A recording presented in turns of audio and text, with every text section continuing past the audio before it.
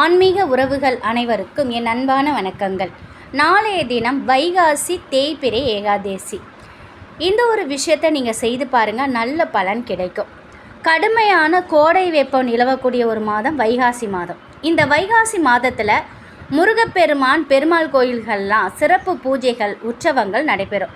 மற்ற அனைத்து மாதங்களில் ஒரு ஏகாதசி தினங்களை போல் வைகாசி மாதத்தில் வரக்கூடிய ஏகாதசி தினங்களுக்கும் பல சிறப்புகள் இருக்குது.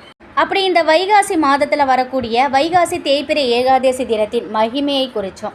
அந்த தினத்தில் நம்ம செய்ய வேண்டியது என்ன அப்படிங்கிறதையும் இந்த பதிவில் நம்ம தெரிஞ்சுக்கலாம். வருடம் முழுவதும் வரும் ஏகாதசிகளில் மார்கழி மாதத்தில் வரக்கூடிய வைகுண்ட ஏகாதசி ரொம்பவே விசேஷமானது. அது எல்லாருக்குமே தெரிந்த ஒன்று. அந்த வைகுண்ட ஏகாதசிக்கு நிகரான ஒரு ஏகாதசி தினம்தான் இந்த வருதினி ஏகாதசி. அதாவது வைகாசி தேய்பிறை ஏகாதசியை தான் நம்ம வருதினி ஏகாதசி அப்படின்னு சொல்கிறோம். எந்த ஏகாதசிகள்லையும் விரதம் இருக்க முடியலைனாலும் இந்த வருதினி ஏகாதசி தினத்தில் விரதம் இருந்து வழிபடுறது ரொம்ப ரொம்ப சிறப்பான பலன்களை நமக்கு கொடுக்கும். முற்காலத்தில் மந்ததன் அப்படிங்கிற ஒரு அரசன் இருந்தான். அவர் இந்த வருதினி ஏகாதசி விரதத்தை கடைபிடித்து மிக சிறப்பான பலன்களை தன் வாழ்க்கையில் பெற்றதாக புராணங்களில் சொல்லப்படுது.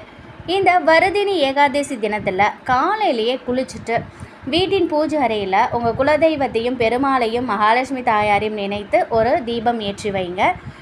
நாளைய தினம் வெள்ளிக்கிழமையில் உங்களுக்கு இந்த வருதினி ஏகாதசி வருது. அதாவது 23/5/2025 வைகாசி 9ஆம் தேதி வெள்ளிக்கிழமை. வெள்ளிக்கிழமை அப்படின்னாலே மகாலட்சுமி தாயாருக்கு உரிய ஒரு நாள். நாளைய தினத்தில் பெருமாளுக்கு உகந்த ஏகாதசி திதி வருது. ரொம்ப ரொம்ப விசேஷமான நாள் அப்படின்னு சொல்லலாம்.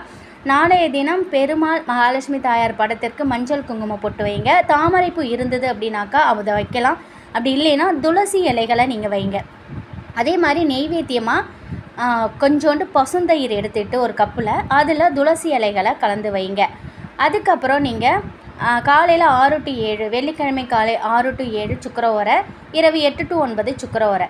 இந்த நேரத்தில் காலையில் நீங்கள் இந்த வழிபாடு பண்ணாலும் சரி, இரவு இந்த வழிபாடு பண்ணாலும் இந்த சுக்கர ஓரையில் 1 மணி நேரம் ஒரு தாம்பலம் வைத்து அதில் கொஞ்சம் வெள்ளை மொச்சை இருந்ததுன்னா ஒரு 2 ஸ்பூன் அளவு இல்லை 1 ஸ்பூன் அளவுக்கு வெள்ளை மொச்சை, ஒரு கைப்பிடி அளவு மருதணி இலை, அதை வச்சு நீங்கள் தீபம் ஏற்றலாம். இல்லைன்னா வெள்ளை மொச்சை சுக்கிர பகவானுக்கு உரியது, அதை வைத்து கூட நீங்கள் தீபம் ஏற்றுங்க. இல்லைன்னா மருதண இலை மட்டுமாவது ஒரு கைப்பிடி அளவு வைத்து ஒரு தீபம் ஏற்றுங்க. ரொம்ப ரொம்ப விசேஷமானது இந்த தீபங்கள். முடிந்தால் நீங்கள் இந்த தீபத்தை கூட ஏற்றலாம்.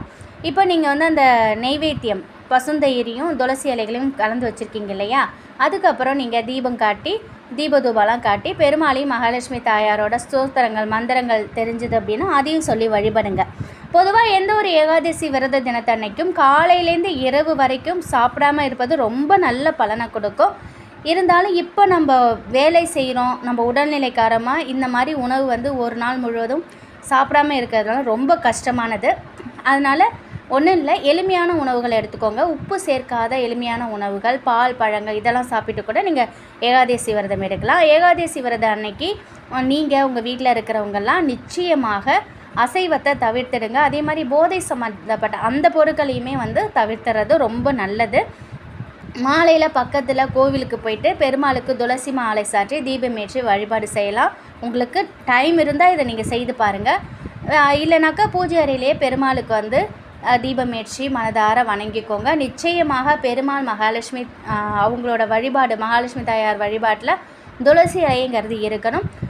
துளசி இலை தீர்த்தம் வச்சுட்டு ஒரு டம்ளர் தண்ணி பஞ்சபாத்திரத்தில் நீங்கள் தண்ணீர் தீர்த்தம் ரெடி பண்ணி வைங்க. அதில் துளசி இலையும் கொஞ்சோண்டு ஒரே ஒரு ஏலக்காய் கூட நீங்கள் போடலாம். கொஞ்சோண்டு பச்சை கற்பூரம் வந்தால் அதையும் நுணுக்கி போடலாம். அப்படி இல்லைனாலும் பரவாயில்ல, துளசி இலைகளை மட்டும் போடுங்க. நம்மகிட்ட என்ன இருக்கோ அதை வச்சு மனதார நம்ம வணங்கணும் அப்படின்னா கடவுளோட அனுகிரகம் கண்டிப்பாக நமக்கு கிடைக்கும். நம்ம மனதார நம்ம முழுமையாக அவங்கள ஒரு நிமிஷம் நினச்சாலே போதும். இருந்தாலும் இதெல்லாம் ரொம்ப விசேஷமானதுங்கிறதுனால தான் இதெல்லாம் வைக்க சொல்கிறது. இப்போ காலையில் நம்ம வச்சோம்ல அந்த தயிர் துளசி இலையும் அதை நெய்வேத்தியம் பண்ணிவிட்டு பிரசாதமாக நீங்கள் வீட்டில் உள்ளவங்க எல்லாருமே சாப்பிட்லாம். அதுக்கப்புறம் நீங்கள் பெருமாளுக்கான ஏகாதசி விரதத்தை முடிச்சுக்கோங்க. சாப்பிடாமல் இருக்கணும் அப்படிங்கிற எந்த அவசியம் கிடையாது. உப்பு சேர்க்காத எளிமையான உணவுகளை எடுத்துக்கோங்க. இல்லைன்னா பால் பழம் எடுத்துக்கிட்டு நீங்கள் விரதம் எடுக்கலாம். அசைவத்தை மட்டும் தவிர்த்துடுங்க. இந்த வைகாசி மாத தேய்பிறை ஏகாதசி விரதம், அதாவது வருதினி ஏகாதசி விரதம் எடுக்கிறவங்க உடலும் மனதும் நல்லா இருக்கும். குடும்பத்தில் மகிழ்ச்சி எப்பொழுதுமே நிலைத்திருக்கும். தம்பதிகளிடையே அன்பு ஒற்றுமை மேலோங்கும். அது மட்டும் இல்லாமல் கடன் தீர்வதற்கான நமக்கு கடன் தீரும். அப்போ நம்முடைய வருமானங்கிறது அதிகரிக்கும். எதிர்பாராத விபத்துகள் ஆபத்துகள் ஏற்படாமல் நம்மளை காக்கும். தொழில் வியாபாரத்தில் நஷ்டம் அடைஞ்சிருக்காங்க அவங்க வந்து இந்த விரதத்தை எடுக்கிறதுனால நீங்கள் மீண்டும் லாபங்களை பெறலாம்.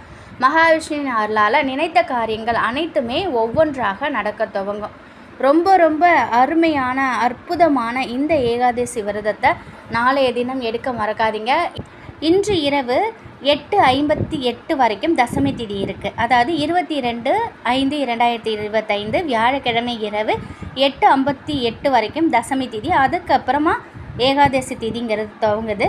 நாளைக்கு காலையில் 23/5/2025 வெள்ளிக்கிழமை மாலை 6:44 வரைக்கும் தான் ஏகாதசி திதி இருக்குது. இந்த ஏகாதசி திதி 6:40க்குள்ளே உங்களுடைய வழிபாடை நீங்கள் நிறைவு பண்ணிக்கோங்க. ஒன்று காலையில் நீங்கள் வழிபாடு செய்யலாம், இல்லைன்னா மாலையில் நீங்கள் வழிபாடு செய்யலாம். உங்களால் வந்து கோவிலுக்கு போக முடியலமா, எதுவுமே பண்ண முடியல, நாங்கள் என்ன செய்யணும் அப்படின்னு நினைக்கிறவங்க காலையில் குளிச்சுட்டு எப்பொழுதுமே குளிச்சுட்டு நம்ம கடவுளை கும்பிடாமல் நம்ம வேலைக்கு போக மாட்டோம். நீங்கள் உங்கள் குலதெய்வத்தையும் பெருமாளையும் மனதார வேண்டிட்டு ஒரு தீபம் ஏற்றி நீங்கள் மனதார வேண்டிட்டு ஒரே ஒரு டம்ளர் தண்ணி, அதில் எச்சில் படாத தண்ணி, கொஞ்சோண்டு துளசி இலையை போட்டுட்டு மனதார பெருமாளையும் வணங்கிக்கிட்டு நீங்கள் வேலைக்கு போங்க. ஈவினிங் வந்து நீங்கள் வந்துட்டீங்க 6 மணிக்கு 6:30க்குள்ளே வந்துட்டிங்கன்னா நீங்கள் தீபம் ஏற்றி ஒரு கப்பு தயிர், ஒரு சின்ன கிண்ணமாக இருந்தாலும் பரவாயில்ல, அதில் கொஞ்சமாக துளசி இலையை போட்டு நெய்வேத்தியம் வச்சுட்டு மனதார பெருமாளை வணங்கிக்கிட்டு இந்த விரதத்தை முடிச்சுட்டு வீட்டில் உள்ளவங்க எல்லாருமே இதை நீங்கள் சாப்பிட்லாம். இல்லைன்னா மனதார நீங்கள் வேண்டிக்கோங்க. அப்படியே உங்களுக்கு டைம் இருந்ததுன்னா பக்கத்தில் பெருமாள் கோயில் இருந்தாலும் ஒரு கைப்பிடி அளவு துளசி இலை வாங்கி கொடுத்து மனதார வேண்டிட்டு வாங்க. இந்த வெள்ளிக்கிழமையில் சுக்கர ஓரையில் காலை 6 to 7 சுக்கர ஓரை, மதியம் 1 to 2 சுக்கர ஓரை, இரவு 8 to 9 சுக்கர ஓரை. இதில் ஏதாவது ஒரு டைமிங் உங்களுக்கு இருக்குது அப்படின்னாக்கா மகாலட்சுமி தாயாரை மனதார வணங்கிக்கோங்க. வெள்ளை மொச்சை இருந்தது அப்படின்னா நீங்கள் அந்த தீபம் ஏற்றலாம். சுக்கிர பகவானுக்கு உரிய தானியம். அப்படி உங்கள்கிட்ட வெள்ளை மொச்சை இல்லைனாலும் கண்டிப்பாக மருதனை இலைங்கிறது இருக்கும். ஒரு கைப்பிடி அளவு மருதனை இலை வச்சுட்டு அதில் ஒரு தீபம் வச்சு நெய் இருந்தால் நெய் ஊற்றி தீபம் ஏற்றுங்க. ரொம்ப ரொம்ப விசேஷமானது நெய் தீபம். ஒரு 10 நிமிஷம் எரிந்தால் கூட போதும். அந்தளவுக்கு நீங்கள் வாங்கி ஒரு 5 நிமிஷமாவது அந்த தீபத்தை ஏற்றுங்க. உங்கள்கிட்ட ஏலக்காய், கிராம்பு, சில்லறை காசு இருந்தாலும் அந்த தாம்பாளத்தில் நீங்கள் அப்படியே அந்த துளசி, இந்த மருதனை இலை இருக்கு இல்லையா, அதில் அப்படியே பரப்பி வைக்கலாம். தீபம் முடிஞ்சதும் அந்த காசை எடுத்து நீங்கள் செலவுக்கு நீங்கள் வச்சுக்கலாம். ஏலக்காய், கிராம்பு, பச்சை கற்பூரத்தை நீங்கள் பணம் வைக்கக்கூடிய இடத்துல போட்டு வச்சுக்கலாம். எப்பொழுதுமே ஏலக்காய், கிராம்பு, பச்சை கற்பூரத்தை ஒரு சின்ன முடிச்சு, சின்னதாக ஒரு வெள்ளை துணியோ இல்லை மஞ்சள் துணியோ பச்சை துணியோ ஏதோ ஒரு துணி, நல்ல துணியாக உபயோகிக்காத ஒரு துணியை எடுத்து அதில் இதை வந்து சின்ன மூட்டையாக கட்டி நீங்கள் பணம் வைக்கக்கூடிய இடத்துல வச்சுக்கலாம். அப்படி இல்லைன்னா சும்மா பணத்தோட அப்படியே பச்சை கற்பூரம், ஏலக்காய், கிராம்பு போட்டு வைங்க. மிக மிக ஒரு ரகசியம் வந்து ஒரு சூட்சமமான ஒரு ரகசியத்தை மார்வாடிக்காரவங்க, பெரிய பெரிய பணக்காரர்கள்லாம் பயன்படுத்தக்கூடிய ஒரு விஷயம் என்னன்னாக்கா, அந்த பச்சை கற்பூரங்கிறத பணத்தோடு சேர்த்து வைக்கிறதுனால தான் அவங்களுக்கு அதிகப்படியான பண வரவு அதிகரிக்குது அப்படிங்கிறத நம்ம நிறைய கேள்விப்பட்டிருப்போம். உங்களால் முடிஞ்சதுன்னா பச்சை கற்பூரம் கொஞ்சம் கொஞ்சம் வாங்கி கூட நீங்கள் இந்த மாதிரி போட்டு வைக்கலாம். கடினமாக உழைக்கிறோம், நேர்மையாக இருக்கும். அதோடு சேர்ந்து இது போன்ற வழிபாடுகள் செய்யும்போது நிச்சயமாக நம்ம வாழ்க்கையில் நல்ல ஒரு முன்னேற்றம் கிடைக்கும். அது மட்டும் இல்லைங்க, ஏகாதசி திதியில் ஏகாதசி அந்த ஒரு வார்த்தையை சொல்கிறதே நமக்கு நம்முடைய பாவங்கள் தீர்க்கப்படும் அப்படின்னு சொல்லுவாங்க. அந்த ஏகாதசி திதி அன்னைக்கு நீங்கள் மனதார ஓம் நமோ நாராயணா, கோவிந்தா கோவிந்தா, வெங்கடேஷ், இந்த மாதிரி பெருமாளோட அந்த வார்த்தைகளை நீங்கள் வந்து அந்த நாளில் விரதம் இருக்க முடியலைனாலும் சரி, தீபம் ஏற்ற முடியலைனாலும் அந்த வார்த்தை ஓம் நமோ நாராயணா, நாராயணா நாராயணா, வெங்கடேசா வெங்கடேசா, இந்த மாதிரி பெருமாளோட நாமங்களை உச்சரிக்கிறது ஏகாதசியில் புண்ணியத்தை கொடுக்கும். ஏகாதசி திதி அப்படி ஏகாதசி அந்த ஒரு வார்த்தையை நாளைய தினம் சொன்னாலே நம்முடைய பாவங்கள் அனைத்துமே நீங்கும் அப்படிங்கிறது கிருஷ்ண பரமாத்மா சொன்ன விஷயம் அப்படின்னும் நம்ம கேள்விப்பட்டிருப்போம். நிறைய சாஸ்திர புராணங்கள்லாம் இந்த கதை சொல்லப்பட்டிருக்கு. அதனால் முடிஞ்ச அளவுக்கு நாளைய தினம் விரதம் இருக்க முடியலைனாலும் இந்த ஒரு வார்த்தையை சொல்லி பாருங்கள். முழு மனதார பெருமாளை இருந்த இடத்துலேருந்தே நீங்கள் மனதார நீங்கள் வந்து நினைங்க. நம்ம மனசு வந்து நேர்மையாகவும் உண்மையாகவும் நம்ம வந்து இருந்தோம் அப்படின்னா நம்மக்கிட்ட நிச்சயமாக பண வரவுங்கிறது அதிகரிக்கும். அனைத்து பிரச்சனைகளிலிருந்தும் நம்மளை காக்கிறதுக்குன்னு கண்டிப்பாக ஒரு சக்தி நம்ம வந்து காப்பாற்றும் அப்படிங்கிற நம்பிக்கையோடு நம்ம இருப்போம். நம்மளுடைய வேலையை நம்ம கரெக்டாக செய்வோம். கண்டிப்பாக நமக்கு நல்லது நடக்கும். இந்த ஒரு தகவல் உங்களுக்கு பயனுள்ளதாக இருக்கும் அப்படின்னு நம்புகிறேன். நன்றி. வாழ்க வளமுடன்.